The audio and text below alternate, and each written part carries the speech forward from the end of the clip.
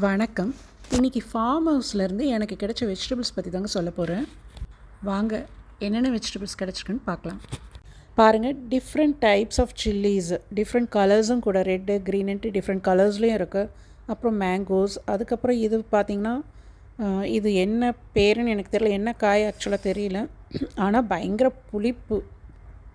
இது சால்ட்டு தொட்டு தான் சாப்பிடணும், பட் இருந்தாலுமே என்னால் முடியலைங்க, அவ்வளோ ஒரு புளிப்பு. இது ஆக்சுவலாக என் ஃப்ரெண்டோடைய ஃப்ரெண்டு, அவங்க கேரளாவில் இருக்காங்க. ஸோ அங்கே உள்ள அவங்களுடைய ஃபார்ம் ஹவுஸ்லேருந்து கொண்டு வந்திருக்காங்க.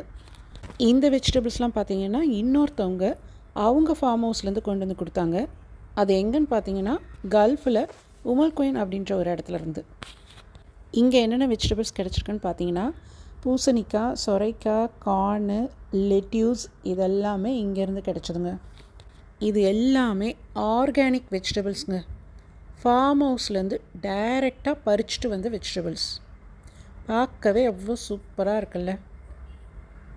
இந்த மாதிரி ஒரு ஃபார்ம் ஹவுஸ் நமக்கு இருந்தால்